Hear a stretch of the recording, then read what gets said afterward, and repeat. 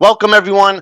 Joe with ECRM and RangeMe here, and I have with me Allison Ball, who just wrote a great column about creating content for CPG brands. And we're going to dig into one portion of that is really resonates with me, and that's reusing and repurposing content. So, Alli, thank you so much for joining us again. And to get started, why should brands reuse and repurpose their content? Great question, Joe. Thanks for having me. So, founders are busy. They have limited time, money, and energy, and repurposing content is one of the easiest way to stretch those resources. If you create a really great piece of content, it just helps you out if you repurpose it time and time again, right? So time, energy, and money saving when you repurpose content.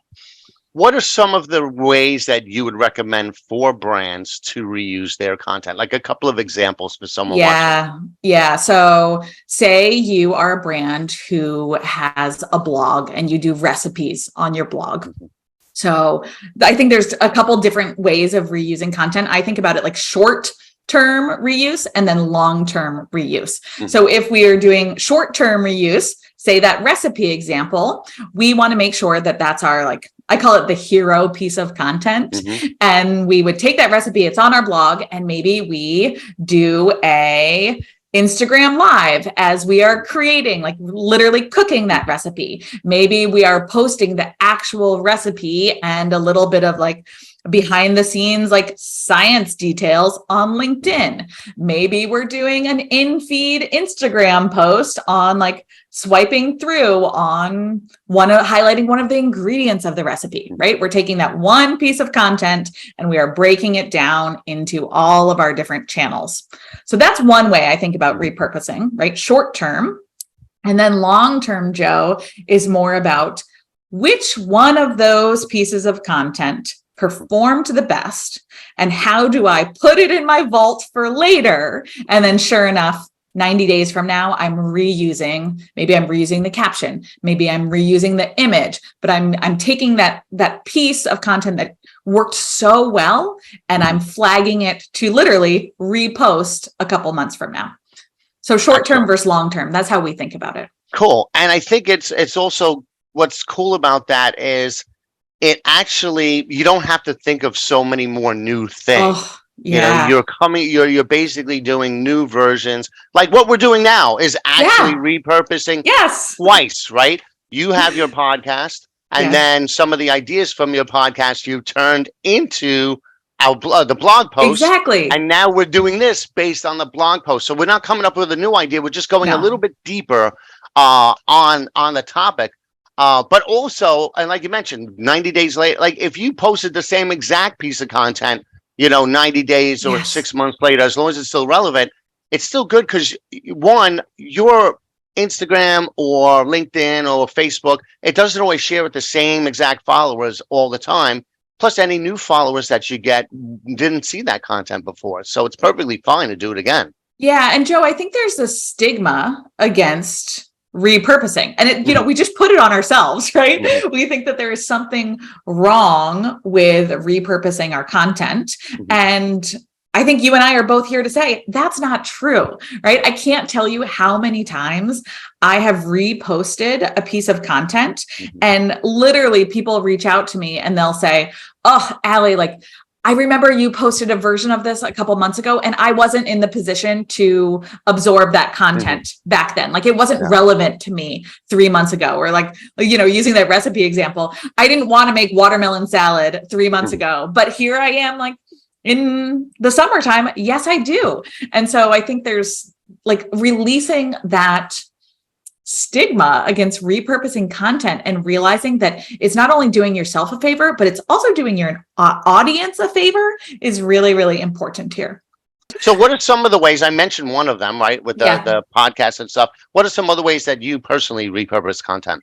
Yeah. So one of the ways that we do it, and this is the most simple way to do it, is we look at our content at the end of the month We analyze what worked well, like what stood out as our best performing content. In Meta Business Suite, it makes it super easy. You can sort by engagement, comments, shares, all of that. So you just go into your dashboard.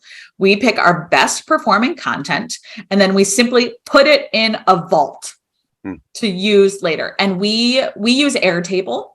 It doesn't matter what you use. You could use Google Sheets. You could literally have it on like a running Google Doc on your computer. Like it doesn't matter what you use, just have a system.